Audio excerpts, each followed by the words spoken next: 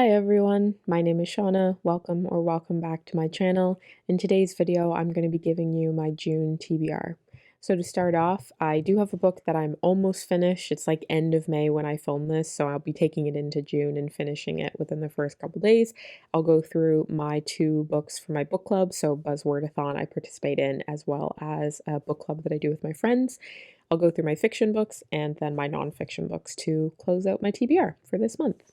So to start off, I am currently in the process of finishing Treasure Island by Robert Louis Stevenson. This is, of course, a classic about piracy, treachery, greed, daring adventure with Jim Hawkins and Long John Silver. So far, so good. I'm almost about halfway, so I'm hoping to finish it by beginning of June, the first few days of June. But so far, so good. The next book I am reading is for Buzzwordathon, which is The City and the City by China Melville. The prompt for this month is repeated words, so it could be like the and the or city and city. This just happened to fit the prompt kind of twice over. So we follow our inspector, who is a part of the Extreme Crime Squad, who is investigating the murder of a woman kind of at the edge of their city. But this is, of course, kind of a different world in which we live. So there is the city that this inspector lives in, and then there is kind of a mirror city that is overlaid on top of theirs, and he has to kind of go between these two places to investigate the murder with kind of a counterpart in the other city. They deal with nationalists intent on destroying their neighboring cities, and unificationists who dream of dissolving the two into the one. And then, of course, they're uncovering the secrets of the dead woman who kind of may tie these ideas together, and the plot kind of thickens from there. I've heard really good things about this book. It's been on my radar for a really long time. I've tried to read it about twice, and it just never felt like the right time. So I'm hoping right now in June, with this being on my book club, kind of Buzzwordathon, I'm hoping it's the fire under my butt to make me read this book. Up next is the pick for my kind of in-person book club, which is The Sword of Kaigan by M.L. Wang. This follows a man kind of born into the kind of like leading house or like leading ruling house of Kaigan, who is destined to learn all of the fighting techniques of these people who can wield blades of ice, who can, raise sea levels, all sorts of stuff. But he doesn't have as much time to become the fighter that he always was born to be, because conflict is coming to their kind of peninsula a lot sooner than he thought. And then we follow a mother, a wife, a caretaker, Misaki, who has laid her sword to rest and has put that away and is raising her son. But of course, this conflict will impact her as well, and maybe it is time to pick up the sword again and fight. So we follow those two characters in this book. I do believe this is a standalone, and I'm really, really excited to pick up this book. It's been on my radar for a really long time. This wasn't my pick for book club. It was someone else in my group, but I'm glad that they recommended this because I'm really looking forward to it. Up next is Close to Death by Anthony Horowitz. You would have seen this pretty recently in my last video, in my book haul video, because I actually just hauled this. This is sorry, I'm going to look behind me to see the rest of them. Book 5. In this series, we follow a writer and a detective as they essentially solve crimes that the police are stumped on. And in this case, we are following a murder that happened in kind of like a close-knit community in a very exclusive area in London, who had a new neighbor come in who was loud and annoying and had big SUVs and loud parties and annoying kids, and they murdered him with a crossbow. Somebody did. All of the neighbors have the exact same motive. They did not like this guy. But how do we kind of figure out who did it? So it's a classic whodunit, cozy mysteries. These are such a good time. I will continue to pick these up as soon as they come out. So very excited to read this in June.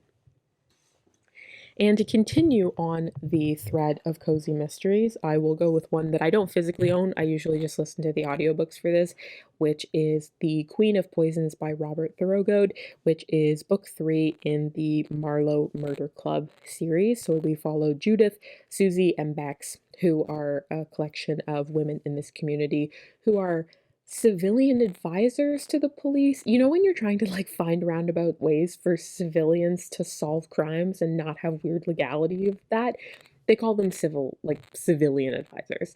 Anyway, so Judith writes like crosswords. She like makes crosswords puzzles. Then you have Susie, who is the local dog walker and kind of like gossip in the town, and then Bex, who is the wife of I think like the pastor in this community. And you follow them as they help solve crimes. And in this case, they are following a murder that seems to make no sense at all, which is their mayor was murdered with a poisoned cup of coffee at a meeting.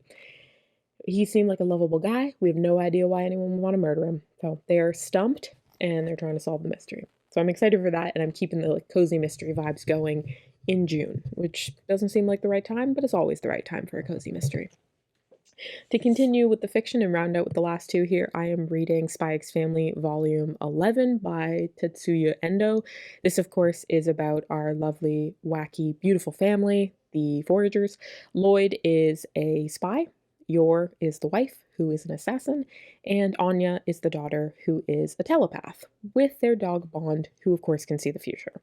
They have weird and wacky, beautiful adventures. They are cozy, they are fun, they are light, they are a good time. If you need any more reason, it got converted and is made into an anime. It's like a TV show. They are doing such justice to that show. It is so well done. There's a movie out. I don't know that that's canon, mind you, but anyway, Spy X Family. I cannot talk about it enough. I love it. You will see my whole collection literally right there. I will buy these forever. The last fiction book that I have to show off for this month is The Justice of Kings by Richard Swan, which says the Justice of Kings introduces Sir Conrad von Volt, Emperor's justice, detective, judge, and executioner all in one. But no man is above the law, and these are dangerous times to be a justice. So yeah, high fantasy, really looking forward to reading this. I think this trilogy actually just wrapped up quite recently. I think either beginning of this year or late last year. And I also, again, sneak peek, I do have a book haul coming up soon. I need to wait for a few more things to come in. But I bought the second book to this. It was just such a good deal I couldn't refuse. So I need to read the second one before the... I need to read the first one before the second one starts to haunt me. And then the last two books that I wanted to mention are some nonfiction, because again, I'm always trying to read more nonfiction and be very consistent each month about picking them up. So I have Just Kids by Patti Smith. I don't personally know a lot about Patti Smith and kind of her life and her art and everything, but I've heard phenomenal things about this book. It is a National Book Award winner, and it says Just Kids begins as a love story and ends as a eulogy.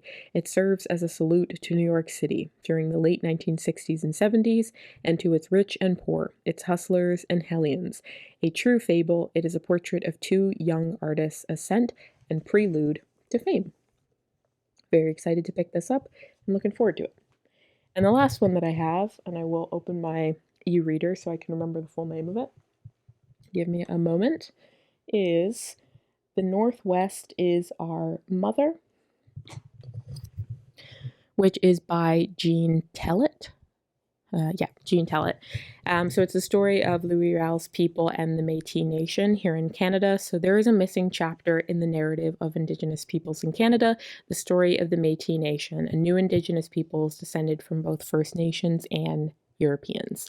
So yeah, it goes through kind of a full history of the Métis Nation as it came on the scene in Canada, the battles that they fought, the kind of lifestyle that they live in, which that their life is a lot more kind of nomadic. But it goes into that as well as kind of who was Louis Riel, this kind of iconic figure in Canada. But I will leave it there. That is what I plan on reading for June. And let me know in the comments what you plan on reading, what you're hoping to reading, what you're maybe aiming to read. Because yeah, I say TBR, maybe hopefuls is maybe a better name for this. But let me know in the comments what you plan on reading, and I'll see you again with a new video. Take care. Bye.